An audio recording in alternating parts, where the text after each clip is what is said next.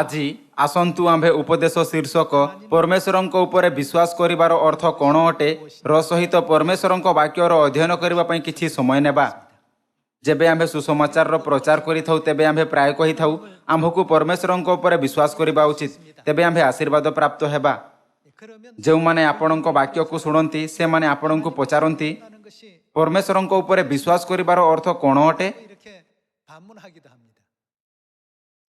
ସମସ୍ତ ଲୋକ ଆପଣଙ୍କୁ କ'ଣ ଲାଗେ କି ଏହାର ଅର୍ଥ କ'ଣ ଅଟେ? ଆମ୍ଭେ ପରମେଶ୍ୱରଙ୍କ ଉପରେ କିପରି ବିଶ୍ୱାସ କରିପାରିବା? ଆମ୍ଭର ମନରେ କିଛି ଅସ୍ପଷ୍ଟ ଉତ୍ତର ହୋଇପାରେ, କିନ୍ତୁ ଆମ୍ଭେ ଏହି ପ୍ରଶ୍ନ ନିମନ୍ତେ ସ୍ପଷ୍ଟ ରୂପେ ଉତ୍ତର ଦେଇପାରିବା ନାହିଁ।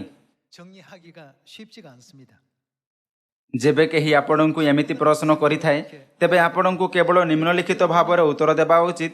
ପରମେଶ୍ୱରଙ୍କ ଉପରେ ବିଶ୍ୱାସ ରଖିବାର ଅର୍ଥ ଏହା ଅଟେ କି ଏହାକୁ ସ୍ୱୀକାର କରିବା କି ପରମେଶ୍ୱରଙ୍କ ବାକ୍ୟ ସର୍ବଦା ସତ୍ୟ ଅଟେ ଆଉ ତାହାର ସମ୍ପୂର୍ଣ୍ଣ ଭାବରେ ପାଳନ କରିବା।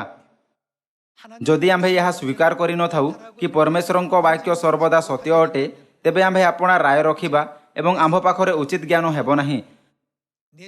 ଆମ୍ଭେ ଆପଣା ମାନକ ଅନୁସାରେ ଆପଣା ପାପୀ ବିଚାର ସହିତ ପରମେଶ୍ୱରଙ୍କ ବାକ୍ୟର ବିଚାର ମଧ୍ୟ କରିବା।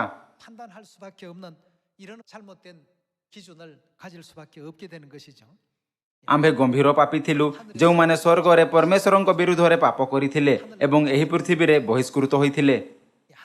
ଯେହେତୁ ଆମ୍ଭେ ସ୍ୱର୍ଗର ପାପୀ ଅଟୁ, ଏଥିପାଇଁ ପ୍ରାୟ ଏମିତି ସମୟ ହୋଇଥାଏ ଯେବେ ଆମ୍ଭେ ପରମେଶ୍ୱରଙ୍କ ବାକ୍ୟକୁ 100% ବୁଝିନଥାଉ। ଯେବେ ପରମେଶ୍ୱରଙ୍କ ବାକ୍ୟ ଦିଆଯାଏ ତେବେ ଆମ୍ଭେ ସେହି ପରିଣାମକୁ ଜାଣିନଥାଉ। ଏଥିପାଇଁ ଆମ୍ଭେ ବେଳେବେଳେ ଏହା କହୁଥାଇ ଆପଣା ବିଚାର ଉପରେ ଜୋର ଦେଇଥାଉ, କ'ଣ ଏହି ପଥ ସେହି ପଥ ଠାରୁ ଉପଯୁକ୍ତ ନୁହେଁ? ଅଧିକାଂଶ ଥର ପରମେଶ୍ୱରଙ୍କ ବାକ୍ୟ ଆମ୍ଭର ସାମାନ୍ୟ ଜ୍ଞାନ ଠାରୁ ଭିନ୍ନ ହୋଇଥାଏ। ଯେବେ ଆମ୍ଭେ ସ୍ୱର୍ଗରେ ପାପ କଲୁ ଏବଂ ଏହି ପୃଥିବୀରେ ବହିଷ୍କୃତ ହେଲୁ, ତେବେ ଆମ୍ଭେ ଆପଣା ପାପୀ ସ୍ୱଭାବକୁ ଆପଣା ସଙ୍ଗରେ ନେଇ ଆସିଲୁ। ଏଥିପାଇଁ ଏମିତି ସମୟ ହୋଇଥାଏ ଯେବେ ଆମ୍ଭମାନଙ୍କ ନିମନ୍ତେ ପରମେଶ୍ୱରଙ୍କ ବାକ୍ୟକୁ, ଯାହା ପାପରହିତ ଅଟେ, ସମ୍ପୂର୍ଣ୍ଣ ଭାବେ ସ୍ୱୀକାର କରିବା ଅସୁବିଧା ହୋଇଥାଏ। ତାହାଙ୍କ ବାକ୍ୟ ଆମ୍ଭର ପାପୀ ବିଚାର ଓ ସାମାନ୍ୟ ଜ୍ଞାନ ଠାରୁ ଭିନ୍ନ ଅଟେ। ତେବେ ଆମ୍ଭମାନଙ୍କୁ ପରମେଶ୍ୱରଙ୍କ ବାକ୍ୟ ବିଷୟରେ କ'ଣ କରିବା ଉଚିତ? ଆମ୍ଭକୁ ତାହାଙ୍କ ବାକ୍ୟକୁ ସମ୍ପୂର୍ଣ୍ଣ ଭାବରେ ସ୍ୱୀକାର କରିବା ଉଚିତ ଏବଂ କହିବା ଉଚିତ, ପରମେଶ୍ୱରଙ୍କ ବାକ୍ୟ ସର୍ବଦା ସତ୍ୟ ହୋଇଥାଏ। ଏମାନେ ସେହି ଲୋକ ଅଟନ୍ତି ଯେଉଁମାନଙ୍କୁ ପରମେଶ୍ୱରଙ୍କ ଉପରେ ସଠିକ ବିଶ୍ୱାସ ଅଛି। ଯଦି ଆମ୍ଭେ ସଂସାରର ସୃଷ୍ଟିଠାରୁ ଆରମ୍ଭ କରି ଆଜି ପର୍ଯ୍ୟନ୍ତ ବାଇବଲରେ ଦିଆଯାଇଥିବା ସେହି ଲୋକମାନଙ୍କ ଉଦାହରଣ ଉପରେ ଏକ ନଜର ଦେବା ଯେଉଁମାନଙ୍କୁ ପରମେଶ୍ୱରଙ୍କ ଉପରେ ସଠିକ ବିଶ୍ୱାସ ଥିଲା, ତେବେ ଆମ୍ଭେ କହିବା ବାସ୍ତବରେ ଏମାନେ ସେହି ଲୋକ ଅଟନ୍ତି ଯେଉଁମାନେ ସ୍ୱୀକାର କରିଛନ୍ତି କି ପରମେଶ୍ୱରଙ୍କ ବାକ୍ୟ କୌଣସି ମଧ୍ୟ ପରିସ୍ଥିତିରେ ସର୍ବଦା ସତ୍ୟ ହୋଇଥାଏ। ଏମାନେ ସେହି ଲୋକମାନେ ମଧ୍ୟ ଅଟନ୍ତି ଯେଉଁମାନେ ପରମେଶ୍ୱରଙ୍କ ବାକ୍ୟର ସମ୍ପୂର୍ଣ୍ଣ ଭାବରେ ପାଳନ କରନ୍ତି। ଏହି ଉଦାହରଣର ମାଧ୍ୟମରେ ଆମେ ନିଶ୍ଚିତ କରିପାରିବା କି ଯେଉଁ ଲୋକମାନଙ୍କୁ ପରମେଶ୍ୱରଙ୍କ ଉପରେ ସଠିକ ବିଶ୍ୱାସ ଥିଲା ସେମାନେ ବାସ୍ତବରେ ଧନ୍ୟ ଲୋକ ଥିଲେ। ଯେବେ ଆମ୍ଭମାନଙ୍କ ସାମାନ୍ୟ ଜ୍ଞାନ ପରମେଶ୍ୱରଙ୍କ ବାକ୍ୟର ବିପରୀତ ହୋଇଥାଏ, ତେବେ ଆମ୍ଭକୁ ଆପଣା ପାପୀ ବିଚାର ଏବଂ ସାମାନ୍ୟ ଜ୍ଞାନକୁ ଦୂର କରିବାରେ ସକ୍ଷମ ହେବା ଉଚିତ। ଏହି ପ୍ରକାର ଲୋକ ପରମେଶ୍ୱରଙ୍କ ଉପରେ ବିଶ୍ୱାସ କରୁଥିବା ଲୋକ ହୁଅନ୍ତି। ଏହା ବ୍ୟତୀତ ଯଦି ଆମ୍ଭମାନଙ୍କ ପାଖରେ ପରମେଶ୍ୱରଙ୍କ ଉପରେ ଏମିତି ପ୍ରଶଂସନୀୟ ବିଶ୍ୱାସ ଅଛି, ତେବେ ଆମ୍ଭେ ଅନନ୍ତ ସ୍ୱର୍ଗର ରାଜ୍ୟରେ ପ୍ରବେଶ କରିବାରେ ସକ୍ଷମ ହେବା। ହଁ ନା? ଏମିତି ବିଶ୍ୱାସ ରଖିବା ପାଇଁ ଆମ୍ଭକୁ ପ୍ରଥମେ ଯାହା ଆମ୍ଭେ ଅତୀତରେ ଅନୁଭବ କରିଥିଲୁ ଏବଂ ଅଧ୍ୟୟନ କରିଥିଲୁ ତାହା ଉପରେ ନିର୍ଭର ହେଉଥାଇ ଆପଣା ସାମାନ୍ୟ ଜ୍ଞାନକୁ ପକାଇବାକୁ ଶିଖିବା ଜରୁରୀ ଅଟେ। ଆମ୍ଭେ ଆପଣା ଜୀବନ କାଳରେ ଯାହା ଅନୁଭବ କରିଅଛୁ ତାହାର ତୁଳନାରେ ପରମେଶ୍ୱରଙ୍କ ପାଖରେ ବହୁତ ଅଧିକ ଅନୁଭବ ଅଛି। ତାଙ୍କ ପାଖରେ ଆମ୍ଭମାନଙ୍କ ତୁଳନାରେ ବହୁତ ଅଧିକ ସାମାନ୍ୟ ଜ୍ଞାନ ଅଛି। ପରମେଶ୍ୱରଙ୍କ ଦୃଷ୍ଟିକୋଣରେ ଦେଖାଯାଏ ଯେଉଁମାନଙ୍କ ପାଖରେ ଆମ୍ଭଠୁ ବହୁତ ଅଧିକ ସାମାନ୍ୟ ଜ୍ଞାନ ଓ ଉପଯୁକ୍ତ ନିର୍ଣ୍ଣୟ ଅଛି, ତେବେ ଆମ୍ଭମାନଙ୍କ ବିଚାର କିଛି ମଧ୍ୟ ନୁହେଁ। ଆମ୍ଭେ ମନୁଷ୍ୟ ଏକ ଛୋଟ ଗ୍ରହ ଏହି ପୃଥିବୀକୁ ମଧ୍ୟ ସଞ୍ଚାଳିତ କରିପାରିବା ନାହିଁ, କିନ୍ତୁ ପରମେଶ୍ୱର ପୃଥିବୀକୁ ପ୍ରତ୍ୟେକ 24 ଘଣ୍ଟାରେ ଏକ ପୂର୍ଣ୍ଣ ଘୂର୍ଣ୍ଣନ କରାନ୍ତି ଏବଂ ପ୍ରତ୍ୟେକ 365 ଦିନରେ ସୂର୍ଯ୍ୟର ପରିକ୍ରମା କରାନ୍ତି। ଯଦିଓ ଆଧୁନିକ ବିଜ୍ଞାନ କେତେ ଉନ୍ନତ ହେଉନା କାହିଁକି, ଲୋକମାନେ କେତେ ବୁଦ୍ଧିମାନ ଏବଂ ଜ୍ଞାନୀ ହୁଅନ୍ତୁ ନା କାହିଁକି, ଅବା ଉପକରଣ କେତେ ବିକଶିତ ହେଉନା କାହିଁକି, କ'ଣ କେହି ପୃଥିବୀର ଘୂର୍ଣ୍ଣନକୁ ଅଟକାଇ ପାରିବ? କାହାରି ପାଖରେ ଏମିତି କରିବାର କ୍ଷମତା କିମ୍ବା ବୁଦ୍ଧି ନାହିଁ। ପରମେଶ୍ୱରଙ୍କ ବିଷୟରେ କ'ଣ? ତାହାଙ୍କ ପାଖରେ ପୃଥିବୀର ଘୂର୍ଣ୍ଣନକୁ ଅଟକାଇବାର କିମ୍ବା ସୂର୍ଯ୍ୟକୁ ପଛକୁ କରିବାର କ୍ଷମତା ଅଛି। ଯାତ୍ରା ପୁସ୍ତକର ସମୟରେ କ'ଣ ବାଇବଲ ଏହା ଲିପିବଦ୍ଧ କରେ ନାହିଁ କି ଯହୋଶୁଆଙ୍କ ପ୍ରାର୍ଥନା ଦ୍ୱାରା ପରମେଶ୍ୱର ସୂର୍ଯ୍ୟ ଏବଂ ଚନ୍ଦ୍ରମାକୁ ଦିନସାରା ସ୍ଥିର ରଖିଲେ? ପରମେଶ୍ୱର ଏକ ଖଗୋଳୀୟ ପିଣ୍ଡକୁ ଆପଣା ପଥରେ ଚାଲିବାକୁ ଅଟକାଇଲେ। ତେବେ କ'ଣ ଆମ୍ଭେ ପରମେଶ୍ୱରଙ୍କୁ ଅଳ୍ପ ସାମାନ୍ୟ ଜ୍ଞାନର ସହିତ ପରମେଶ୍ୱରଙ୍କ ମହାନ ଜ୍ଞାନର ବିଚାର କରିପାରିବା ଯେ ବ୍ରହ୍ମାଣ୍ଡର ପ୍ରବନ୍ଧନ କରନ୍ତି କିମ୍ବା ଏହା କହିବାର କି ସାହସ କରିପାରିବା? ଆମ୍ଭର ପଦ୍ଧତି ପରମେଶ୍ୱରଙ୍କ ପଦ୍ଧତି ଠାରୁ ଉପଯୁକ୍ତ ଅଛି। ଆମ୍ଭକୁ ଆପଣ ସମସ୍ତ ଅଭିମାନ ଏବଂ ଅହଙ୍କାରକୁ ଦୂର କରିବାର ଉପାୟ ଶିକ୍ଷା କରିବାର ଆବଶ୍ୟକ ଅଛି, ଯାହା ଆମ୍ଭକୁ ଏହା ଚିନ୍ତା କରିବାକୁ ଦେଇଥାଏ କି ଆମ୍ଭର ପଦ୍ଧତି ଉପଯୁକ୍ତ ଅଟେ। ତେବେ ଆମ୍ଭେ ତାହା ହୋଇପାରିବା ଯେଉଁମାନେ ପରମେଶ୍ୱରଙ୍କ ଉପରେ ଉଚିତ ବିଶ୍ୱାସ ରଖନ୍ତି ଏବଂ ଆମ୍ଭେ ସ୍ୱର୍ଗର ରାଜ୍ୟରେ ପ୍ରବେଶ କରିବାର ଯୋଗ୍ୟ ବିବେଚିତ ହେବା। ହଁ ନା? ଆଜି ମୁଁ ଆପଣଙ୍କୁ ଏହି ଶିକ୍ଷାଗୁଡ଼ିକୁ ବାଇବଲରୁ ଶିକ୍ଷା କରିବାକୁ କହିବାକୁ ଚାହିଁବି, ଯାହାଦ୍ୱାରା ଆମ୍ଭେ ସମସ୍ତେ ପରମେଶ୍ୱରଙ୍କ ଲୋକ ହୋଇପାରିବା, ଯାହାଙ୍କ ପରମେଶ୍ୱରଙ୍କ ଉପରେ ପ୍ରଶଂସା ଯୋଗ୍ୟ ବିଶ୍ୱାସ ଅଛି। ଆସନ୍ତୁ ଆମ୍ଭେ ପ୍ରକାଶିତ ବାକ୍ୟ ଅଧ୍ୟାୟ 14 ପଦ 1ରେ ପରମେଶ୍ୱରଙ୍କ ବାକ୍ୟ ଉପରେ ଏକ ନଜର ଦେବା। ତତ୍ପରେ ମୁଁ ଦୃଷ୍ଟିପାତ କଲି, ଆଉ ଦେଖ ସିଓନ ପର୍ବତ ଉପରେ ମେଷଶାବକ, ଆଉ ଯେଉଁମାନଙ୍କ କପାଳରେ ତାହାଙ୍କ ନାମ ଓ ତାହାଙ୍କ ପିତାଙ୍କ ନାମ ଲିଖିତ ଥିଲା, ଏପରି 1,44,000 ଲୋକଙ୍କୁ ତାହାଙ୍କ ସହିତ ଦଣ୍ଡାୟମାନ ଥିବାର ଦେଖିଲି। ପୁଣି ମୁଁ ସ୍ୱର୍ଗରୁ ବହୁ ଜଳକଳୋଳ ଓ ମହାବଜ୍ରନାଦ ତୁଲ୍ୟ ଗୋଟିଏ ସ୍ୱର ଶୁଣିଲି। ଯେଉଁ ସ୍ୱର ମୁଁ ଶୁଣିଲି ତାହା ବୀଣାବାଦ୍ୟକାରୀମାନଙ୍କ ବୀଣାର ଶବ୍ଦ ପରି। ସେମାନେ ସିଂହାସନ, ଚାରି ପ୍ରାଣୀ ଓ ପ୍ରାଚୀନମାନଙ୍କ ସମ୍ମୁଖରେ ଗୋଟିଏ ନୂତନ ଗୀତ ଗାନ କଲେ। ପୁଣି ପୃଥିବୀରୁ କ୍ରୀତ ସେହି 1,44,000 ଲୋକଙ୍କ ବିନା ଆଉ କେହି ସେ ଗୀତ ଶିଖିପାରିଲେ ନାହିଁ। ସେମାନେ ସ୍ତ୍ରୀ ସଂସ୍କର୍ଗରେ ଆପଣା ଆପଣାକୁ କୁଳସିତ କରିନଥିଲେ, କାରଣ ସେମାନେ ସୂଚି। ମେଷଶାବକ ଯେ କୌଣସି ସ୍ଥାନକୁ ଗମନ କରନ୍ତି, ସେ ସ୍ଥାନକୁ ସେମାନେ ତାହାଙ୍କ ଅନୁଗାମୀ ହୁଅନ୍ତି। ଏହି ପଦରେ ବାଇବଲ ସେହି ଲୋକମାନଙ୍କ ବର୍ଣ୍ଣନା ଯେଉଁମାନଙ୍କୁ ପୃଥିବୀରୁ କ୍ରୀତ କରାଯାଇଅଛି, ଯେଉଁଠିକି ମଧ୍ୟ ମେଷଶାବକ ଯାଆନ୍ତି ତାହାଙ୍କ ଅନୁଗାମୀ ଲୋକଙ୍କ ରୂପେ କରିଥାଏ। ଏହାର ଅର୍ଥ କ'ଣ ଅଟେ? ଆଜିର ଉପଦେଶ ଶୀର୍ଷକକୁ ଧ୍ୟାନରେ ରଖୁଥାଇ ଉପରେ ବର୍ଣ୍ଣିତ ଏହି ଲୋକମାନେ ପରମେଶ୍ୱରଙ୍କ ଉପରେ ବିଶ୍ୱାସ କରୁଥିବା ଲୋକ ଅଟନ୍ତି। ସେମାନେ କହନ୍ତି, ପରମେଶ୍ୱରଙ୍କ ବାକ୍ୟ ସର୍ବଦା ସତ୍ୟ ହୋଇଥାଏ। ଯଦି ପରମେଶ୍ୱରଙ୍କ ଦ୍ୱାରା ଆଉ ଏକ ଶିକ୍ଷା ଦିଆଯାଏ, ତେବେ ମଧ୍ୟ ସେମାନେ କହିବେ ସେହି ବାକ୍ୟ ମଧ୍ୟ ସତ୍ୟ ଅଟେ। ଯେଉଁମାନେ ମେଷଶାବକଙ୍କ ପଛରେ ଯେଉଁଠିକୁ ସେ ଯାଆନ୍ତି ତାହାଙ୍କ ଅନୁଗମନ କରନ୍ତି, ସେମାନେ ଆପଣା ରାୟ ଏବଂ ନିର୍ଣ୍ଣୟ ଉପରେ ଜୋର ଦିଅନ୍ତି ନାହିଁ। ସେମାନେ କେବେ କହିବେ ନାହିଁ, ମୋର ସାମାନ୍ୟ ଜ୍ଞାନ ପରମେଶ୍ୱରଙ୍କ ସାମାନ୍ୟ ଜ୍ଞାନ ଠାରୁ ଶ୍ରେଷ୍ଠ ଅଟେ। ସେମାନଙ୍କ ମଧ୍ୟରୁ କେହି ମଧ୍ୟ ଏମିତି କାର୍ଯ୍ୟ କେବେ କରିବ ନାହିଁ। ଏହି ପଥ ସେହି ପଥଠାରୁ ବହୁତ ଉତ୍କୃଷ୍ଟ ଅଟେ। ଆମ୍ଭକୁ ଉତ୍ପୀଡ଼ନ, ପୀଡ଼ା ଏବଂ ଆପଣା କ୍ରୁଶକୁ ବହନ କରିବାର ଅସୁବିଧା ଦେଇ କାହିଁକି ଯିବାକୁ ପଡ଼ିଥାଏ? କ'ଣ ଏହି ପଥରେ ଚାଲିବା ସହଜ ନୁହେଁ, ଯାହା ଉଜ୍ଜ୍ୱଳ, ଶାନ୍ତିପୂର୍ଣ୍ଣ ଏବଂ ଉନ୍ମୁକ୍ତ ଅଟେ? ଆମ୍ଭର ସାମାନ୍ୟ ଜ୍ଞାନ ଏକ ଏମିତି ବସ୍ତୁ ଅଟେ ଯାହାକୁ କେବଳ ଏହି ଭୌତିକ ଦୁନିଆରେ ବିକଶିତ କରାଯାଇଅଛି। କିନ୍ତୁ ପରମେଶ୍ୱରଙ୍କ ସାମାନ୍ୟ ଜ୍ଞାନ ବିଷୟରେ କ'ଣ? ପରମେଶ୍ୱର ଆପଣା ସାମାନ୍ୟ ଜ୍ଞାନ ଠାରୁ ସମ୍ପୂର୍ଣ୍ଣ ବ୍ରହ୍ମାଣ୍ଡର ବ୍ୟବସ୍ଥା କରନ୍ତି। ତେବେ ପରମେଶ୍ୱର ଏବଂ ମନୁଷ୍ୟ ମଧ୍ୟରୁ ଅଧିକ ଜ୍ଞାନ କାହା ପାଖରେ ଅଛି?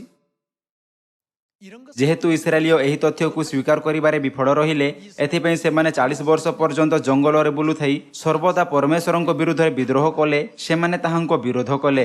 ସେମାନଙ୍କୁ ସର୍ବଦା ଲାଗୁଥିଲା କି ସେମାନେ ପରମେଶ୍ୱରଙ୍କ ଠାରୁ ଉତ୍କୃଷ୍ଟ କରିପାରିବେ। ସମସ୍ତ ଲୋକ ପରମେଶ୍ୱରଙ୍କ ଦ୍ୱାରା ଦିଆଯାଇଥିବା ଶିକ୍ଷାଗୁଡ଼ିକ ମଧ୍ୟରୁ ଆମ୍ଭକୁ ଆପଣା ହୃଦୟରେ ବିଶ୍ୱାସର ଅର୍ଥକୁ ସଠିକ୍ ଭାବରେ ଉତ୍କୀର୍ଣ୍ଣ କରିବାର ଆବଶ୍ୟକତା ଅଛି। ଆସନ୍ତୁ ଆମ୍ଭେ ଯିଶାୟ ଅଧ୍ୟାୟ 55କୁ ଯିବା। ପଦ 6, ଯେ ପର୍ଯ୍ୟନ୍ତ ସଦାପ୍ରଭୁଙ୍କର ଉଦ୍ଦେଶ୍ୟ ମିଳୁଅଛି, ସେ ପର୍ଯ୍ୟନ୍ତ ତୁମେମାନେ ତାହାଙ୍କର ଅନ୍ୱେଷଣ କର। ଯେ ପର୍ଯ୍ୟନ୍ତ ସେ ନିକଟରେ ଅଛନ୍ତି, ସେ ପର୍ଯ୍ୟନ୍ତ ତାହାଙ୍କଠାରେ ପ୍ରାର୍ଥନା କର। ଦୁଷ୍ଟ ଆପଣାର ପଥ ଓ ଅଧାର୍ମିକ ଆପଣା ସଂକଳ୍ପ ପରିତ୍ୟାଗ କରୁ, ପୁଣି ସେ ସଦାପ୍ରଭୁଙ୍କ ପ୍ରତି ଫେରୁ। ଏଠାରେ ପରମେଶ୍ୱର ଆମ୍ଭକୁ ସେହି କାର୍ଯ୍ୟ କରିବାକୁ କହନ୍ତି। ଆପଣା ଚିନ୍ତାଧାରା ପରିତ୍ୟାଗ କର। ତୁମ୍ଭକୁ ତୁମ୍ଭର ପାପ କାରଣରୁ ସ୍ୱର୍ଗରୁ ପୃଥିବୀକୁ ପକାଇ ଦିଆଯାଇଥିଲା। ତୁମ୍ଭେ ସମ୍ପୂର୍ଣ୍ଣ ନୁହଁ। ସାରା ବ୍ରହ୍ମାଣ୍ଡରେ ଶାସନ କରୁଥିବା ପରମେଶ୍ୱରଙ୍କ ବୁଦ୍ଧି ତୁମ୍ଭର ବିଦ୍ୟମାନ ସାମାନ୍ୟ ଜ୍ଞାନର ତୁଳନା ଠାରୁ ଦୂରରେ ଅଛି।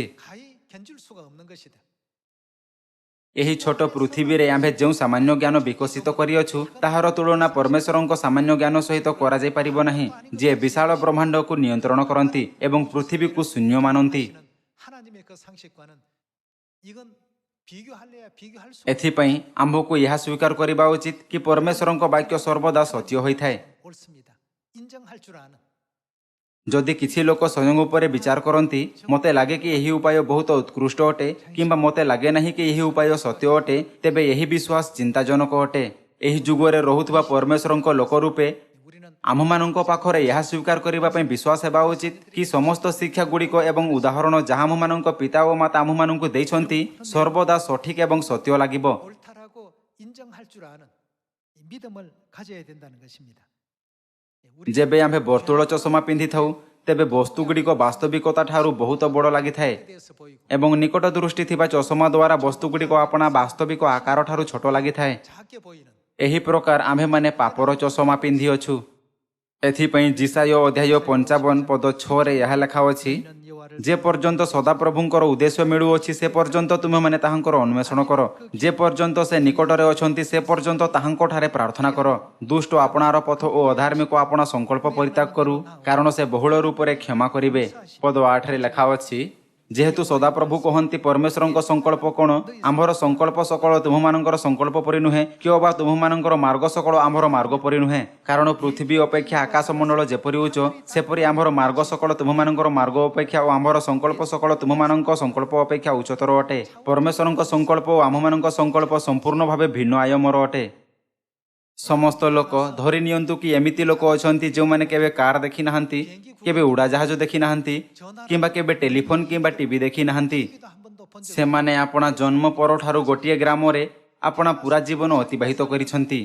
କ'ଣ ସେମାନେ କୌଣସି ଏମିତି ବ୍ୟକ୍ତି ଉପରେ ବିଶ୍ୱାସ କରିବେ ଯେ କହିଲେ କିଛି ଅନ୍ୟ ସ୍ଥାନରେ ଯେଉଁ ସଭ୍ୟତା ଅଛି ଲୋକମାନେ ଉଡ଼ାଜାହାଜରେ ଉଡ଼ନ୍ତି, ସେମାନେ କେବେ କାହାରିକୁ ଉଡ଼ୁଥିବାର ଦେଖି ନାହାନ୍ତି। 날아다니는 것 ଏହି ସୀମିତ ଜ୍ଞାନ କିଛି ଏମିତି ଅଟେ ଯାହାକୁ ସେମାନେ ଆପଣା ପୁରା ଜୀବନରେ ବିକଶିତ କରିଛନ୍ତି। ଆପଣା ସୀମିତ ଜ୍ଞାନର ସହିତ 상식을 가지고 ସେମାନେ ଆପଣଙ୍କ ଉପରେ ବିଶ୍ୱାସ କରିବେ ନାହିଁ ଯଦି ଆପଣ ସେମାନଙ୍କୁ କହନ୍ତି ପୃଥିବୀ ଗୋଲାକାର ଅଟେ, ମନୁଷ୍ୟମାନେ ଆକାଶରେ ଉଡ଼ିପାରନ୍ତି ଏବଂ ମନୁଷ୍ୟମାନେ ସମୁଦ୍ରରେ ପହଁରି ପାରନ୍ତି। 라고 한다면 믿지를 않을 것입니다.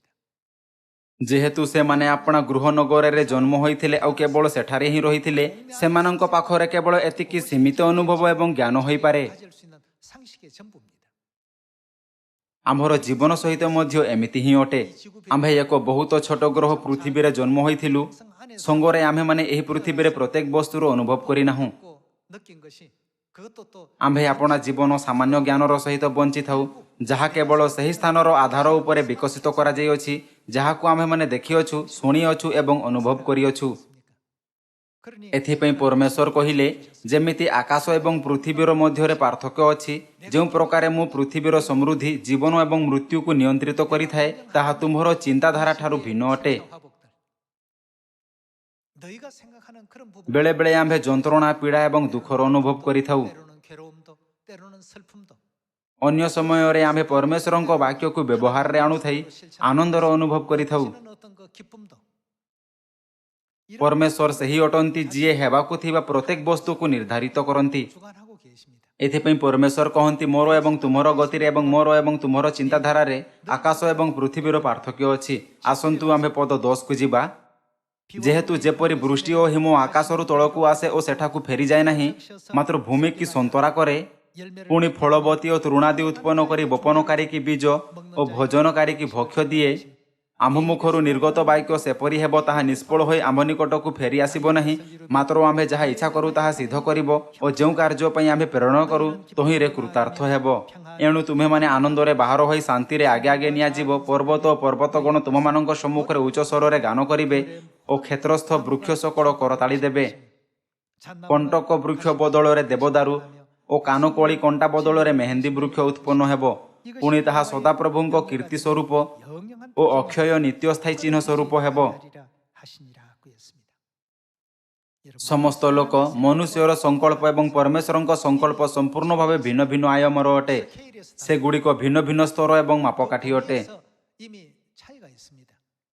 ବିଶ୍ୱାସର ପୂର୍ବପୁରୁଷ ଯେଉଁମାନେ ପରମେଶ୍ୱରଙ୍କ ଉପରେ ବିଶ୍ୱାସ କଲେ ଏବଂ ବିଶ୍ୱାସର ସଠିକ ପଥରେ ଚାଲିଲେ, ସେମାନଙ୍କ ପାଖରେ ସେହି ପ୍ରକାର ବିଶ୍ୱାସ ଥିଲା ଯେଉଁମାନେ ଅନବରତ ସ୍ୱୀକାର କଲେ କି ପରମେଶ୍ୱରଙ୍କ ସମସ୍ତ ବାକ୍ୟ ସତ୍ୟ ଅଟେ। 말씀은 옳다라고 인정을 해왔던 그런 신앙의 삶을 산 사람들입니다. ଅବ୍ରାହମଙ୍କ ପାଖରେ ଏହି ପ୍ରକାର ବିଶ୍ୱାସ ଥିଲା ଏବଂ ନୋହଙ୍କ ପାଖରେ ମଧ୍ୟ, ଜିହୋଶୁଅ ଏବଂ ମୋଶାଙ୍କ ପାଖରେ ମଧ୍ୟ ଏହି ପ୍ରକାର ବିଶ୍ୱାସ ଥିଲା। ଯେଉଁମାନେ ସ୍ୱର୍ଗୀୟ ପିତା ଓ ସ୍ୱର୍ଗୀୟ ମାତା ଦ୍ୱାରା ଦିଆଯାଇଥିବା ସମସ୍ତ ଶିକ୍ଷାଗୁଡ଼ିକୁ ସ୍ୱୀକାର କଲେ ଏବଂ ତାହାଙ୍କ ଶିକ୍ଷାଗୁଡ଼ିକୁ ଉପଯୁକ୍ତ ମାନିଲେ, ଯେବେ ସେମାନେ ଭିତରକୁ ଆସିଲେ କିମ୍ବା ବାହାରକୁ ଗଲେ ସେମାନଙ୍କୁ ଆଶୀର୍ବାଦ ମିଳିଲା। 내 집에 떡반죽 그릇이 ସେମାନଙ୍କ ମଇଦାର ପାତ୍ର ମଧ୍ୟ ଧନ୍ୟ ଥିଲା, ହଁ ନା? 것이 축복 가운데 거하지 않고 କିନ୍ତୁ ଯେଉଁମାନଙ୍କ ପାଖରେ ଏହି ପ୍ରକାର ବିଶ୍ୱାସର ଅଭାବ ଥିଲା, ସେମାନେ ବୋଧେ ପଚାରି ପାରନ୍ତି, ପରମେଶ୍ୱର କାହିଁକି ମୋତେ ଆଶୀର୍ବାଦ କରନ୍ତି ନାହିଁ ଯଦିଓ ମୁଁ ତାହାଙ୍କ ଉପରେ ବିଶ୍ୱାସ କରିଥାଏ? 그 아간 ବାଇବଲରେ ଇସ୍ରାଏଲୀୟମାନଙ୍କ ମଧ୍ୟରେ ଆଖନଙ୍କ ପରି ଲୋକ ଥିଲେ। ତାଙ୍କ କାର୍ଯ୍ୟ ସେହି ବିଶ୍ୱାସ ଠାରୁ ଆସିଲା ନାହିଁ ଯିଏ ପରମେଶ୍ୱରଙ୍କ ବାକ୍ୟକୁ ସତ୍ୟ ମାନିଲେ। ପରମେଶ୍ୱର କହିଲେ ଯାହା କିଛି ଜିରିହ ଠାରୁ ନିଆଯାଇଅଛି ତାହା ପବିତ୍ର ବସ୍ତୁ ରୂପେ ପରମେଶ୍ୱରଙ୍କୁ ଅର୍ପିତ କରାଯିବା ଉଚିତ। 성물이 될 것이다. ପରମେଶ୍ୱର ଜିହୋଶୁୟଙ୍କୁ ଏହି ପ୍ରକାର ନିର୍ଦ୍ଦେଶ ଦେଲେ। ତେବେ ଜିହୋଶୁୟ ସମସ୍ତ ଇସ୍ରାଏଲୀୟମାନଙ୍କ ନିମନ୍ତେ ଏକ ଘୋଷଣା କଲେ। 공포를 했습니다. ପରମେଶ୍ୱରଙ୍କ ବାକ୍ୟକୁ ସମ୍ପୂର୍ଣ୍ଣ ରୂପେ ପାଳନ କରିବା ପରିବର୍ତ୍ତେ ଆଖନ ଚିନ୍ତା କଲା, କ'ଣ ହେବ ଯଦି ମୁଁ ଏହି ଲୁଟ୍ ଦ୍ରବ୍ୟକୁ ଆପଣା ନିମନ୍ତେ ନେବି? 하나님 ଜଣେ ବ୍ୟକ୍ତି କାରଣରୁ ଯିଏ ପରମେଶ୍ୱରଙ୍କ ବାକ୍ୟକୁ ସମ୍ପୂର୍ଣ୍ଣ ରୂପେ ସ୍ୱୀକାର କଲା ନାହିଁ, ସମସ୍ତ ଇସ୍ରାଏଲୀୟ ସମୁଦାୟ ଉପରେ ଅନେକ କଷ୍ଟ ଆସିଲା। 어려움이 생겼습니다. ଆମର ବିଶ୍ୱାସର ପୂର୍ବପୁରୁଷଙ୍କ ମଧ୍ୟରୁ ଯେଉଁମାନେ ବିଶ୍ୱାସର ପଥରେ ଚାଲୁଥିଲେ, ଏମିତି ଲୋକମାନଙ୍କ ମାମଲା ଅଛି ଯେଉଁମାନେ ପରମେଶ୍ୱରଙ୍କ ଉପରେ ସଠିକ୍ ବିଶ୍ୱାସ କଲେ ନାହିଁ। ଆମେ ଏହି ପ୍ରକାର ବିଶ୍ୱାସକୁ ଆଖନ, ଜିହୁଦା ଇସ୍କରିୟୋଥ ଏବଂ ଏଶୁଅଙ୍କ ମାମଲାରେ ଦେଖିପାରିବା। କିନ୍ତୁ ଏମିତି ଲୋକମାନଙ୍କ ମଧ୍ୟ ଉଦାହରଣ ଅଛି ଯେଉଁମାନଙ୍କୁ ପରମେଶ୍ୱରଙ୍କ ଉପରେ ସଠିକ୍ ବିଶ୍ୱାସ ଥିଲା, ହଁ ନା? ଯେବେ ଆମ୍ଭେ ଜିହୋଶୁୟ, ଅବ୍ରାହମ, ନୋହ, ଇସାକ ଏବଂ ଯାକୋବଙ୍କ ପରି ବିଶ୍ୱାସର ପୂର୍ବପୁରୁଷମାନଙ୍କୁ ପାଖରୁ ଦେଖିଥାଉ, ତେବେ ଆମ୍ଭେ ସେମାନଙ୍କୁ ସର୍ବଦା ସ୍ୱୀକାର କରିଥାଉ କି ପରମେଶ୍ୱରଙ୍କ ବାକ୍ୟ ସତ୍ୟ ଅଟେ ଆଉ ସେହି ବାକ୍ୟଗୁଡ଼ିକୁ ସମ୍ପୂର୍ଣ୍ଣ ଭାବେ ପାଳନ କରୁଥାଇ ଦେଖିପାରିବା। 옳은 말씀을 실천하고 따랐던 사람들 아니겠습니까? ପରିଣାମ ସ୍ୱରୂପ ବିଜୟ ଏବଂ ଗୌରବ ସର୍ବଦା ସେମାନଙ୍କ ସଙ୍ଗରେ ଥିଲା। କିନ୍ତୁ ଯେଉଁମାନେ ପରମେଶ୍ୱରଙ୍କ ବାକ୍ୟଗୁଡ଼ିକର ପାଳନ କଲେ ନାହିଁ, ସେମାନଙ୍କ ସହିତ ସର୍ବଦା ବିନାଶ, ମୃତ୍ୟୁ, ଦୁଃଖ ଏବଂ ପୀଡ଼ା ହେଉଥିଲା। 따랐습니다.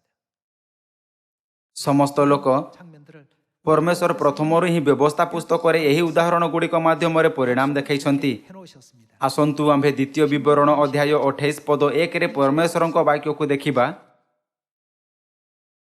ମୁଁ ଆଜି ସଦାପ୍ରଭୁ ତୁମ୍ଭ ପରମେଶ୍ୱରଙ୍କର ଯେ ଆଜ୍ଞା ତୁମ୍ଭକୁ ଆଦେଶ କରୁଅଛି, ସେସବୁ ମାନିବା ପାଇଁ ଓ କରିବା ପାଇଁ ଯେବେ ତୁମ୍ଭେ ତାହାଙ୍କ ରବରେ ଯତ୍ନପୂର୍ବକ କର୍ଣ୍ଣପାତ କରିବ। 행하면 ସେମାନେ କିଏ ଯେଉଁମାନେ ପରମେଶ୍ୱରଙ୍କ ବାକ୍ୟର ସମ୍ପୂର୍ଣ୍ଣ ଭାବେ ପାଳନ କରନ୍ତି?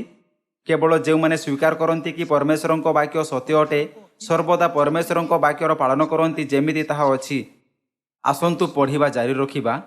ତେବେ ସଦାପ୍ରଭୁ ତୁମ୍ଭ ପରମେଶ୍ୱର ପୃଥିବୀସ୍ଥ ସମସ୍ତ ଦେଶୀୟ ଲୋକଙ୍କ ଅପେକ୍ଷା ତୁମ୍ଭକୁ ଶ୍ରେଷ୍ଠ କରିବେ। ଯେବେ ତୁମ୍ଭେ ସଦାପ୍ରଭୁ ଆପଣା ପରମେଶ୍ୱରଙ୍କ ରବ ଶୁଣିବ, ତେବେ ଏହିସବୁ ଆଶୀର୍ବାଦ ତୁମ୍ଭ ଉପରେ ବର୍ତ୍ତିବ ଓ ତୁମ୍ଭ ସଙ୍ଗ ଧରିବ। 내게 미치리니 ତୁମ୍ଭେ ନଗରରେ ଧନ୍ୟ ହେବ ଓ କ୍ଷେତ୍ରରେ ଧନ୍ୟ ହେବ। ତୁମ୍ଭ ଶରୀରର ଫଳ ଓ ତୁମ୍ଭ ଭୂମିର ଫଳ ଓ ତୁମ୍ଭ ପଶୁର ଫଳ ଅର୍ଥାତ୍ ଗୋବଷ ଓ ମେଷପଲର ଶାବକ ଧନ୍ୟ ହେବ। 새끼와 우양의 새끼가 복을 받을 것이며 ତୁମ୍ଭ ଚାଙ୍ଗୁଡ଼ି ଓ ମଇଦା ଦଳିବା ପାତ୍ର ଧନ୍ୟ ହେବ। ତୁମ୍ଭେ ଗୃହକୁ ଆସିବା ବେଳେ ଧନ୍ୟ ଓ ଗୃହରୁ ବାହାରେ ଯିବା ବେଳେ ଧନ୍ୟ ହେବ। 복을 받을 것이니라 했습니다. ପରମେଶ୍ୱର ଆମ୍ଭକୁ ଏହି ପ୍ରତିଜ୍ଞା କରିଛନ୍ତି। ବ୍ରହ୍ମାଣ୍ଡର ପ୍ରବନ୍ଧନ କରୁଥିବା ପରମେଶ୍ୱର କେବଳ ଏକ ଅବିନାଶୀ ପ୍ରାଣୀ ସମାନ ନୁହେଁ। 인생과 같지 않습니다.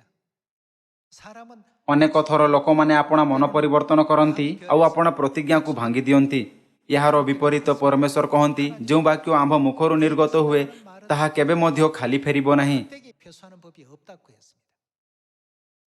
ଏହି ସମସ୍ତ ବାକ୍ୟର ଅଧ୍ୟୟନ କରି ଆମ୍ଭେ ବୁଝିପାରିବା କି ଆମ୍ଭମାନଙ୍କ ନିମନ୍ତେ ପରମେଶ୍ୱରଙ୍କ ଉପରେ ସଠିକ୍ ବିଶ୍ୱାସ ରଖିବା ଏବଂ ଆଶୀର୍ବାଦ ପ୍ରାପ୍ତ କରିବାର ପଦ୍ଧତି ସର୍ବଦା ଏହା ଚିନ୍ତା କରିବାର ଅଟେ କି ପରମେଶ୍ୱରଙ୍କ ବାକ୍ୟ ସତ୍ୟ ଅଟେ। ଆମ୍ଭକୁ ମେଷଶାବକଙ୍କ ପାଳନ କରିବା ଉଚିତ ଯେଉଁଠିକୁ ମଧ୍ୟ ସେ ଯାଆନ୍ତି, ହଁ ନା? ଆସନ୍ତୁ ଆମ୍ଭେ ଦ୍ୱିତୀୟ ବିବରଣ ଅଧ୍ୟାୟ 8 ସହିତ ଜାରି ରଖିବା। ଅଧ୍ୟାୟ 8 ପଦ 1। ଆଜି ମୁଁ ତୁମକୁ ଯେ ସମସ୍ତ ଆଜ୍ଞା ଦେଉଅଛି ତାହା ସବୁ ତୁମେମାନେ ମନୋଯୋଗ କରି ପାଳନ କରିବ। ତହିଁରେ ତୁମେମାନେ ବଞ୍ଚିବ ଓ ବର୍ଦ୍ଧିଷ୍ଣୁ ହେବ। ଆଉ ସଦାପ୍ରଭୁ ଯେଉଁ ଦେଶ ବିଷୟରେ ତୁମମାନଙ୍କ ପୂର୍ବପୁରୁଷଗଣ ନିକଟରେ ଶପଥ କରିଅଛନ୍ତି, ସେହି ଦେଶରେ ପ୍ରବେଶ କରି ତାହା ଅଧିକାର କରିବ। ପୁଣି ତୁମ୍ଭେ ତାହାଙ୍କୁ ଆଜ୍ଞା ପାଳନ କରିବ କି ନାହିଁ ଏ ବିଷୟରେ ତୁମର ପରୀକ୍ଷା ନେବା ପାଇଁ ଓ ତୁମ୍ଭର ମାନସ ଜାଣିବା ପାଇଁ ଓ ତୁମ୍ଭକୁ ନମ୍ର କରିବା ପାଇଁ ସଦାପ୍ରଭୁ ତୁମ ପରମେଶ୍ୱର ଏହି 40 ବର୍ଷ ପ୍ରାନ୍ତର ମଧ୍ୟରେ ତୁମକୁ ଯେ ସକଳ ପଥରେ ଗମନ କରାଇଅଛନ୍ତି ତାହା ସ୍ମରଣ କର। 많이 지키는지 알려 하심이라 했습니다. ପ୍ରାନ୍ତର ମଧ୍ୟରେ 40 ବର୍ଷର ଯାତ୍ରା ସମୟରେ ପରମେଶ୍ୱର ପ୍ରତ୍ୟେକ ଦିନ ଇସ୍ରାଏଲୀୟମାନଙ୍କ ପରୀକ୍ଷା ନେଲେ। 시험해 보셨다. ଅନ୍ୟ ଶବ୍ଦରେ ପରମେଶ୍ୱର ଅନବରତ ସେମାନଙ୍କ ବିଶ୍ୱାସର ପରୀକ୍ଷା ନେଲେ। 시험해 보셨고 କ'ଣ ପରମେଶ୍ୱର ସେହି ଲୋକମାନଙ୍କୁ ଯେଉଁମାନେ ପରମେଶ୍ୱରଙ୍କ ବାକ୍ୟକୁ ସର୍ବଦା ସତ୍ୟ ମାନିଲେ ପ୍ରକୃତ ବିଶ୍ୱାସ ଥିବା ଲୋକମାନଙ୍କ ରୂପେ ସ୍ୱୀକାର କଲେ ନାହିଁ? 인정을 하신 것 아니겠습니까? ଜିହୋଶୁୟ ଏବଂ କାଲେବଙ୍କ ପରି ଲୋକମାନଙ୍କ ପାଖରେ ଏହା ସ୍ୱୀକାର କରୁଥିବାର ବିଶ୍ୱାସ ଥିଲା କି ପରମେଶ୍ୱରଙ୍କ ବାକ୍ୟ ସମ୍ପୂର୍ଣ୍ଣ ଅଟେ। କଠିନ ପରିସ୍ଥିତିରେ ମଧ୍ୟ ସେମାନେ ସେହି ସ୍ଥିତି ଉପରେ ଧ୍ୟାନ ଦେଲେ ନାହିଁ ଯାହାର ସେମାନେ ସମ୍ମୁଖୀନ କରୁଥିଲେ। ଏହା ପରିବର୍ତ୍ତେ ସେମାନେ ଏହା ବିଶ୍ୱାସ କରୁଥାଏ କି ପରମେଶ୍ୱର ସେମାନଙ୍କୁ କିଣାନ ଦେଶ ଦେବେ। ଚିତ୍କାର କଲେ କି ସେମାନେ ଆମ୍ଭମାନଙ୍କର ଭକ୍ଷ୍ୟ ସ୍ୱରୂପ ଆଉ ତାହାଙ୍କ ସମ୍ପୂର୍ଣ୍ଣ ଭାବେ ପାଳନ କଲେ, ହଁ ନା? 대로 따라간 것 아니겠습니까? ବାସ୍ତବରେ ଶତ୍ରୁ ଅଧିକ ଶକ୍ତିଶାଳୀ ଲାଗୁଥିଲେ। ଯେଉଁ ନଗର ସେମାନେ ନିର୍ମାଣ କରିଥିଲେ ତାହା ଦୃଢ଼ ନଗର ଥିଲା। 그들이 ଶତ୍ରୁମାନେ ଡେଙ୍ଗା ଏବଂ ସେମାନଙ୍କ ଅସ୍ତ୍ର ଆକାରରେ ଏତେ ବଡ଼ ଥିଲା କି ଇସ୍ରାଏଲୀୟ ଶତ୍ରୁମାନଙ୍କ ଠାରୁ ଆପଣା ତୁଳନା କରିପାରୁନଥିଲେ। 비교가 안될 정도로 체격이 크고 ଏକ ମନୁଷ୍ୟର ଦୃଷ୍ଟିକୋଣରେ ଏହି ସଙ୍କଟ କିଛି ଏମିତି ନଥିଲା ଯାହାର ସେମାନେ ମାନବ ଶକ୍ତି ଦ୍ୱାରା ଦୂର କରିପାରିଥାନ୍ତେ। କିନ୍ତୁ ସେମାନେ ସ୍ୱୀକାର କଲେ କି ପରମେଶ୍ୱରଙ୍କ ବାକ୍ୟ ସତ୍ୟ ଅଟେ। 말씀을 인정했어요. ସେମାନେ ଚିନ୍ତା କଲେ ପରିସ୍ଥିତି ଯେମିତି ହେଉନା କାହିଁକି ପରମେଶ୍ୱରଙ୍କ ବାକ୍ୟ ସମ୍ପୂର୍ଣ୍ଣ ଅଟେ। ସେମାନେ ଭାବିଥିବେ ଯଦି ମୁଁ ଆପଣା ପାପର ଚଷମା ମଧ୍ୟରୁ ସ୍ଥିତିକୁ ଦେଖେ ତେବେ ଏହା ପ୍ରତିକୂଳ ଅଟେ। କିନ୍ତୁ ଯେହେତୁ ପରମେଶ୍ୱର ଏମିତି କହିଛନ୍ତି ଏଥିପାଇଁ ଏହା ସବୁଠୁ ଭଲ ଉପାୟ ଅଟେ। କ'ଣ ସେମାନେ ଏମିତି ଚିନ୍ତା କଲେ ନାହିଁ? ପରମେଶ୍ୱର କହିଲେ ଜିହୋଶୁଅ ଏବଂ କାଲେବ କିନାନ ଦେଶରେ ପ୍ରବେଶ କରିବା ଯୋଗ୍ୟ ଅଟନ୍ତି। ସମସ୍ତ ଲୋକ ଆମକୁ ଜିହୋଶୁଅ ଏବଂ କାଲେବଙ୍କ ପରି ହେବା ଆବଶ୍ୟକ ଯେଉଁମାନଙ୍କ ପରମେଶ୍ୱରଙ୍କ ଉପରେ ପ୍ରଶଂସନୀୟ ବିଶ୍ୱାସ ଥିଲା। ବର୍ତ୍ତମାନ ଆସନ୍ତୁ ଆମ୍ଭେ ପ୍ରଥମ ସାମୁଏଲ ଅଧ୍ୟାୟ 16 ପଦ 6ରେ ପରମେଶ୍ୱରଙ୍କ ବାକ୍ୟ ଉପରେ ଏକ ନଜର ଦେବା। ପରମେଶ୍ୱର କହିଲେ ଯୀଶୁଙ୍କ ଘରେ ଜଣେ ପୁରୁଷ ଅଛନ୍ତି ଯାହାଙ୍କ ତୁମ୍ଭକୁ ଅଭିଷେକ କରିବାର ଅଛି, ତାହାଙ୍କ ଘରକୁ ଯାଅ। 방문을 하거라. ଯେମିତି ପରମେଶ୍ୱର ସାମୁଏଲ ଭାବବାଦୀଙ୍କୁ ନିର୍ଦ୍ଦେଶ ଦେଲେ ସେ ଯୀଶୁଙ୍କ ଘରକୁ ଗଲେ। ଆମ୍ଭେ ସେହି ଦୃଶ୍ୟକୁ ଖୋଜିପାରିବା ଯେଉଁଠି ସାମୁଏଲ ଗୋଟି ଗୋଟି କରି ଯୀଶୁଙ୍କ ପୁତ୍ରମାନଙ୍କର ଯାଞ୍ଚ କଲେ। ପରମେଶ୍ୱରଙ୍କ ମନୋନୀତ ଏବଂ ଅଭିଷିକ୍ତ କିଏ ଥିଲେ? 이런 부음을 받을 자인가? ପଦ 6 କହିଥାଏ 말씀을 보시면 ପୁଣି ସେମାନେ ଆସିଲା ଉତ୍ତାରେ ସେ ଇଲିଆବ ପ୍ରତି ଦୃଷ୍ଟି କରି କହିଲେ ଅବଶ୍ୟ ସଦାପ୍ରଭୁଙ୍କ ଆଗରେ ତାହାଙ୍କର ଅଭିଷିକ୍ତ ଲୋକ ଉପସ୍ଥିତ। ମାତ୍ର ସଦାପ୍ରଭୁ ସାମୁଏଲଙ୍କୁ କହିଲେ ଏହାର ରୂପ କି ଶରୀରର ଉଚ୍ଚତା ପ୍ରତି ଦୃଷ୍ଟି ନ କର, ଯେହେତୁ ଆମ୍ଭେ ଏହାକୁ ଅଗ୍ରାହ୍ୟ କଲୁ। ପୁଣି ମନୁଷ୍ୟ ଯେପରି ଦେଖେ ସଦାପ୍ରଭୁ ସେପରି ଦେଖନ୍ତି ନାହିଁ, କାରଣ ମନୁଷ୍ୟ ବାହ୍ୟ ରୂପ ଦେଖେ ମାତ୍ର ପରମେଶ୍ୱର କ'ଣ ଦେଖନ୍ତି? ସଦାପ୍ରଭୁ ଅନ୍ତଃକରଣ ଦେଖନ୍ତି। 중심을 보느니라고 했습니다. ସାମୁଏଲ ଦାଉଦଙ୍କ ସବୁଠୁ ବଡ଼ ଭାଇ ଇଲିଆବଙ୍କୁ ଯାଞ୍ଚ କଲେ ଆଉ ତାହାପରେ ସେ ଅନ୍ୟ ସମସ୍ତଙ୍କୁ ଯାଞ୍ଚ କଲେ। ତଥାପି ମଧ୍ୟ ପରମେଶ୍ୱର ସେମାନଙ୍କ ମଧ୍ୟରୁ କାହାରିକୁ ବାଛିଲେ ନାହିଁ। 그래서 허락지를 않으시니까 ଶେଷରେ ସାମୁଏଲ ଦାଉଦଙ୍କୁ ଆହ୍ୱାନ କଲେ ଯିଏ ପଡ଼ିଆରେ ମେଷମାନଙ୍କ ଜଗୁଆଳି କରୁଥିଲେ। ପରମେଶ୍ୱର କହିଲେ ଏଇ ସେହି ଯାହାକୁ ମୁଁ ଅଭିଷିକ୍ତ ହେବା ନିମନ୍ତେ ମନୋନୀତ କରିଅଛି। ମନୁଷ୍ୟ ବାହ୍ୟ ରୂପ ଦେଖିପାରେ 신장을 볼지 모르지만 କିନ୍ତୁ ମୁଁ ସର୍ବଦା ମନକୁ ଦେଖିଥାଏ। 사람의 그 중심을 본단 말이에요. କୌଣସି ବ୍ୟକ୍ତିର ମନକୁ ଦେଖିବାର ଅର୍ଥ କ'ଣ? କ'ଣ ଏହାର ଅର୍ଥ ପରମେଶ୍ୱରଙ୍କ ପ୍ରତି ସେହି ବ୍ୟକ୍ତିର ବିଶ୍ୱାସକୁ ଦେଖିବା ନୁହେଁ? ପରମେଶ୍ୱର ସେହି ବ୍ୟକ୍ତିର ଅନ୍ୱେଷଣ କରନ୍ତି ଯେଉଁମାନେ ସ୍ୱୀକାର କରନ୍ତି କି ପରମେଶ୍ୱରଙ୍କ ବାକ୍ୟ ସର୍ବଦା ସତ୍ୟ ହୋଇଥାଏ ଏବଂ ବିଶ୍ୱାସର ସହିତ ତାହାର ପାଳନ କରିଥାଏ। ପରମେଶ୍ୱରଙ୍କ ଦୃଷ୍ଟିକୋଣରେ ଇଲିଆବ ଏବଂ ଦାଉଦଙ୍କ ମଧ୍ୟରେ ଏକ ବଡ଼ ପ୍ରଭେଦ ଥିଲା। 용모와 신장 ଯେହେତୁ ଇଲିଆବ ଦେଖିବାରେ ଡେଙ୍ଗା, ତାହାଙ୍କ ଶରୀର ଭଲ ଥିଲା ଆଉ ସେ ଦାଉଦଙ୍କ ଠାରୁ ବଡ଼ ଥିଲେ। ଏଥିପାଇଁ ସାମୁଏଲ ଚିନ୍ତା କରିଥିବେ କ'ଣ ମୋତେ ରାଜା ରୂପେ ସ୍ଥିର କରିବା ପାଇଁ ଇଲିଆବଙ୍କ ପରି କେହି ମିଳିବା ଉଚିତ ନୁହେଁ କି? 세울 수 있지 않겠는가? ଯେବେ ସାମୁଏଲଙ୍କ ମନରେ ଏହି ବିଚାର ଆସିଲା ତେବେ ପରମେଶ୍ୱର କହିଲେ ନାହିଁ। 사람은 ଲୋକମାନେ ରୂପ ଏବଂ ଉଚ୍ଚତାକୁ ଦେଖିପାରନ୍ତି କିନ୍ତୁ ମୁଁ ସଦାପ୍ରଭୁ ମନକୁ ଦେଖିଥାଏ। 그래서 କ'ଣ ଯୀଶୁ 12 ଜଣ ଶିଷ୍ୟମାନଙ୍କ ମନର ଯାଞ୍ଚ କରି ସେମାନଙ୍କୁ ଚୟନ କଲେ ନାହିଁ? 를 택하시고 କ'ଣ ସେ ପିତର ଜଣେ ମତ୍ସ୍ୟଜୀବୀଙ୍କୁ ଚୟନ କଲେ ନାହିଁ?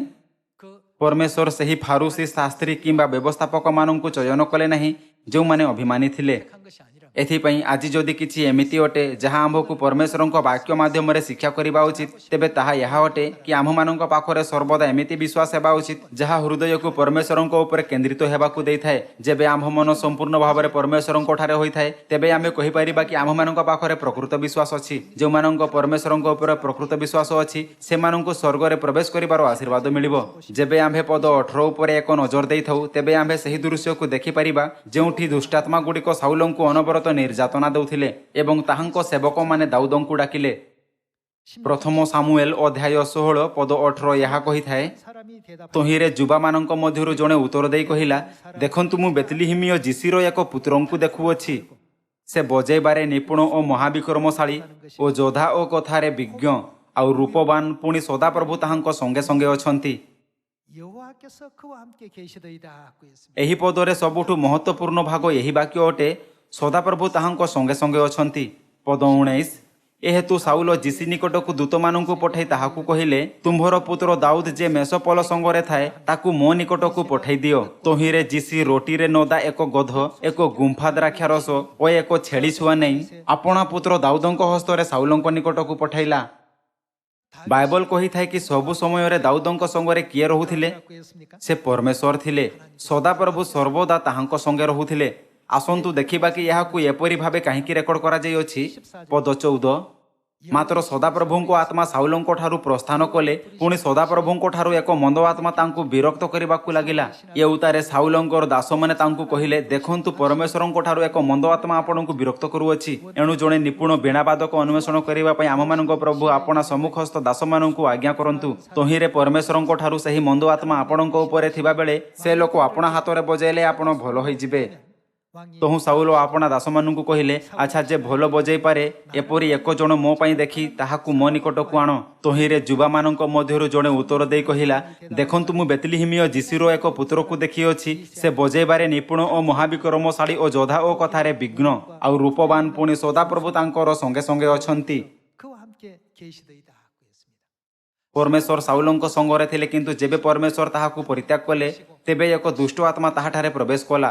କିନ୍ତୁ ପରମେଶ୍ୱର ସର୍ବଦା ଦାଉଦଙ୍କ ସଙ୍ଗରେ ରହୁଥିଲେ। 그래서 함께 하시는 이와 같은 입장이 ଏଠାରେ ଆମ୍ଭକୁ ଏହା ଯାଞ୍ଚ କରିବାର ଆବଶ୍ୟକତା ଅଛି କି ଏହି ଦୁଇ ଭିନ୍ନ ଭିନ୍ନ ପରିଣାମର କାରଣ କ'ଣ ଅଟେ। 우리가 확인해 볼 필요가 있겠습니다.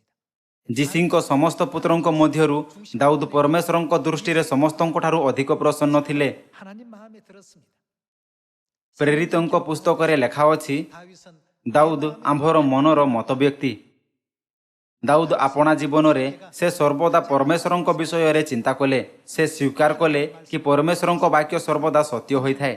ଆମ୍ଭେ ଦେଖିପାରିବା କି ସେ ଗୀତ ସଂହିତାର ପୁସ୍ତକରେ ସର୍ବଦା ପରମେଶ୍ୱରଙ୍କ ଗୌରବ କଲେ। ପରମେଶ୍ୱର ସତ୍ୟ ଅଟନ୍ତି। ପରମେଶ୍ୱର ମୋହର କେନ୍ଦ୍ର, ମୋହର ଢାଳ, ମୋହର ଦୁର୍ଗ ଏବଂ ମୋହର ଜୀବନ ଅଟନ୍ତି। କ'ଣ ଆମ୍ଭେ ଗୀତ ସଂହିତା ପୁସ୍ତକର ଲେଖାକୁ ଦେଖୁଥାଇ ଏହା ଜାଣିପାରିବା ନାହିଁ କି ଦାଉଦ ପରମେଶ୍ୱରଙ୍କୁ କେତେ ପ୍ରେମ କରୁଥିଲେ? 하나님을 사랑했는가를 확인할 수 있지 않습니까? ଯଦିଓ ପରମେଶ୍ୱର ପ୍ରଥମେ ସାଉଲଙ୍କ ସଙ୍ଗରେ ଥିଲେ, କିନ୍ତୁ ସେ ଏମିତି କେଉଁ ଭୁଲ କଲେ ଯେଉଁ କାରଣ ହେତୁ ପରମେଶ୍ୱର ତାହାକୁ ପରିତ୍ୟାଗ କଲେ? ଯଦି ଆମ୍ଭେ ପ୍ରଥମ ସାମୁଏଲ ଅଧ୍ୟାୟ 15ର ଦୃଶ୍ୟକୁ ଦେଖିବା, ତେବେ ପରମେଶ୍ୱର ତାହାକୁ ଆଜ୍ଞା ଦେଇଥିଲେ, ସମସ୍ତ ଅମାଲେକୀୟମାନଙ୍କୁ ବିନଷ୍ଟ କର। ମନୁଷ୍ୟ କିମ୍ବା ପଶୁ ଉଭୟକୁ ବିନଷ୍ଟ କରିବା ଉଚିତ। ପରମେଶ୍ୱରଙ୍କ ନିର୍ଦ୍ଦେଶ ସତ୍ତ୍ୱେ ରାଜା ସାଉଲ କ'ଣ କଲା? 사울왕이 ସେ ଏହା ଚିନ୍ତା କରୁଥାଇ ତର୍କ କଲା, କ'ଣ ଏହି ସମସ୍ତ ମୋଟା ମେଷମାନଙ୍କୁ ଏବଂ ଛାଗମାନଙ୍କୁ ବିନଷ୍ଟ କରିବା ଠାରୁ ଉପଯୁକ୍ତ ଏହା ନୁହେଁ କି ଏମାନଙ୍କୁ ଜୀବିତ ଛାଡ଼ି ଦିଆଯାଉ? 자기 ଏହା ତାହାଙ୍କ ଆପଣା ବିଚାର ଥିଲା। ଏହି ଘଟଣା କାରଣରୁ ପରମେଶ୍ୱର ସାଉଲଙ୍କ ଉପରେ ବହୁତ କ୍ରୋଧିତ ହେଲେ ଏବଂ ତାହା ନିମନ୍ତେ ଦୁଃଖିତ ହେଲେ। 노여워하시고 안타깝게 여기셨습니다. ପରମେଶ୍ୱର ସାଉଲଙ୍କୁ ଏହା ନିର୍ଦ୍ଦେଶ ଦେଲେ କାରଣ ପ୍ରତ୍ୟେକ ବସ୍ତୁରେ ତାହାଙ୍କ ମହାନ ଇଚ୍ଛା ହୋଇଥାଏ। କ'ଣ ପରମେଶ୍ୱରଙ୍କୁ ମେଷ ଚର୍ବିର ଆବଶ୍ୟକ ଅଛି? ପରମେଶ୍ୱର ଚିନ୍ତା କରିଥିବେ, ମୁଁ ସମଗ୍ର ପୃଥିବୀକୁ ନିର୍ମାଣ କଲି ଏବଂ ସେହି ସମସ୍ତ କିଛି ନିର୍ମାଣ କଲି ଯାହା ପୂର୍ବେ ବିଦ୍ୟମାନ ନଥିଲା। ତଥାପି ମଧ୍ୟ ମେଷମାନଙ୍କ ଚର୍ବି କାରଣରୁ ତୁମେ ମୋହର ବାକ୍ୟକୁ ପାଳନ କଲ ନାହିଁ, 을 못했구나. ଆଉ ନାହିଁ ତାହାର ସଚ୍ଚୋଟତାରେ ପାଳନ କଲ। ସେହି ସମୟରୁ ପରମେଶ୍ୱରଙ୍କ ଆତ୍ମା ସାଉଲଙ୍କ ଠାରୁ ଚାଲିଗଲା। 사울에게서 떠나게 되어버렸습니다. ଆଜି ମଧ୍ୟ ଆମ୍ଭେ ସ୍ୱୟଂକୁ ପଚାରିବା ଉଚିତ, ପରମେଶ୍ୱରଙ୍କ ଉପରେ ବିଶ୍ୱାସ କରିବାର ବାସ୍ତବରେ ଅର୍ଥ କ'ଣ ରହିଛି? ଏହା ଏକ ଏମିତି ବସ୍ତୁ ଅଟେ ଯାହା ବିଷୟରେ ଚିନ୍ତା କରିବା ପାଇଁ ଆମ୍ଭକୁ ସର୍ବଦା ସମୟ ବାହାର କରିବା ଉଚିତ। ଆମ୍ଭେ ବାଇବଲରେ ଅନେକ ଉଦାହରଣ ମାଧ୍ୟମରେ ନିଶ୍ଚିତ କରିପାରିବା କି ପରମେଶ୍ୱର ସର୍ବଦା ସେମାନଙ୍କ ସହିତ ରହନ୍ତି ଯେଉଁମାନେ ପରମେଶ୍ୱରଙ୍କ ବାକ୍ୟକୁ ଉଚିତ ମାନନ୍ତି ଆଉ ତାହାଙ୍କ ପାଳନ କରନ୍ତି। ଏହି ଯୁଗ ବିଷୟରେ କ'ଣ ପରମେଶ୍ୱର କ'ଣ କହନ୍ତି କି ସେ କାହା ସହିତ ରହିବେ? ପରମେଶ୍ୱର କହନ୍ତି, ଆମ୍ଭେ ତୁମ୍ଭ ସଙ୍ଗରେ ରହିବା, ଯିଏ ସମୀରଣ ଏବଂ ପୃଥିବୀର ପ୍ରାନ୍ତ ପର୍ଯ୍ୟନ୍ତ ପରମେଶ୍ୱରଙ୍କ ସୁସମାଚାରର ଯତ୍ନ ସହକାରେ ପ୍ରଚାର କରନ୍ତି। କ'ଣ ପରମେଶ୍ୱର ଆମ୍ଭକୁ ପ୍ରଥମରୁ ହିଁ ଏହି ବାକ୍ୟ ଦେଇନାହାନ୍ତି? ଆସନ୍ତୁ ଆମ୍ଭେ ମାଥ୍ୟୁ ଅଧ୍ୟାୟ 28 ପଦ 18 ଉପରେ ଏକ ନଜର ଦେବା। ପୁଣି ଯୀଶୁ ସେମାନଙ୍କ ନିକଟକୁ ଆସି ଆଳାପ କରି କହିଲେ, ସ୍ୱର୍ଗ ଓ ପୃଥିବୀର ସମସ୍ତ ଅଧିକାର ମୋତେ ପ୍ରଦତ୍ତ ହୋଇଅଛି। ଅତଏବ ତୁମ୍ଭେମାନେ ଯାଇ ସମସ୍ତ ଜାତିର ଲୋକଙ୍କୁ ପିତା, ପୁତ୍ର ଓ ପବିତ୍ର ଆତ୍ମାଙ୍କ ନାମରେ ବାପ୍ତିସ୍ମ ଦେଇ 즉 침례를 주고 ମୁଁ ତୁମ୍ଭମାନଙ୍କୁ ଯେଉଁ ଯେଉଁ ଆଜ୍ଞା ଦେଇଅଛି ସେହି ସବୁ ପାଳନ କରିବାକୁ ଶିକ୍ଷା ଦେଇ ସେମାନଙ୍କୁ ଶିଷ୍ୟ କର। ଆଉ ଦେଖ ଯୁଗାନ୍ତ ପର୍ଯ୍ୟନ୍ତ କ'ଣ ସଦାସର୍ବଦା ମୁଁ ତୁମ୍ଭମାନଙ୍କ ସଙ୍ଗେ ସଙ୍ଗେ ଅଛି। 하시니라 하고 했습니다. ଯୀଶୁ ଆମ୍ଭକୁ ସମସ୍ତ ଜାତିକୁ ପିତା, ପୁତ୍ର ଏବଂ ପବିତ୍ର ଆତ୍ମାଙ୍କ ନାମରେ ବାପ୍ତିସ୍ମ ଦେଉଥାଇ ସେମାନଙ୍କୁ ଶିଷ୍ୟ କରିବାର ଆଜ୍ଞା ଦେଲେ। ତେବେ ନିଶ୍ଚିତ ରୂପେ ସେ ଯୁଗାନ୍ତ ପର୍ଯ୍ୟନ୍ତ ଆମ୍ଭମାନଙ୍କ ସଙ୍ଗରେ ରହିବେ। ପରମେଶ୍ୱର ଦାଉଦଙ୍କ ସଙ୍ଗରେ ଥିଲେ, ସେ ଜିହୋଶୁୟଙ୍କ ସଙ୍ଗରେ ଥିଲେ, ସେ ଗିଦିଓନଙ୍କ ସଙ୍ଗରେ ଥିଲେ। ସେହି ପରମେଶ୍ୱର ପ୍ରତିଜ୍ଞା କରନ୍ତି କି ସେ ଏହି ଯୁଗରେ ଆମ୍ଭମାନଙ୍କ ସଙ୍ଗରେ ମଧ୍ୟ ରହିବେ। ଆଜିର ଉପଦେଶ ଦ୍ୱାରା ଆସନ୍ତୁ ଆମ୍ଭେ ଚିନ୍ତା କରିବା କି ମୁଁ ପରମେଶ୍ୱରଙ୍କ ଉପରେ ସଠିକ ବିଶ୍ୱାସ କିପରି କରିପାରିବି। ଆସନ୍ତୁ ଆମ୍ଭେ ସ୍ୱୟଂ ଉପରେ ଚିନ୍ତିତ କରିବା ଏବଂ ପରମେଶ୍ୱରଙ୍କ ପ୍ରତି ସଠିକ ବିଶ୍ୱାସ ରଖିବା। ଆପଣ ସମସ୍ତଙ୍କୁ ପୁଣି ଥରେ ଏହା କହୁଥାଏ ଅନେକ ଲୋକମାନଙ୍କ ପରମେଶ୍ୱରଙ୍କ ଠାରେ ନେତୃତ୍ୱ କରିବା ପାଇଁ କି ଆଶୀର୍ବାଦ ପାଇବା ନିମନ୍ତେ ପରମେଶ୍ୱରଙ୍କ ଉପରେ ବିଶ୍ୱାସ କରନ୍ତୁ ଏବଂ ଆସନ୍ତୁ ଆମ୍ଭେ ସଙ୍ଗରେ ସ୍ୱର୍ଗକୁ ଯିବା। ମୁଁ ଆଜିର ଉପଦେଶ ସମାପ୍ତ କରିବାକୁ ଚାହିଁବି। ଆପଣଙ୍କ ବହୁତ ବହୁତ ଧନ୍ୟବାଦ।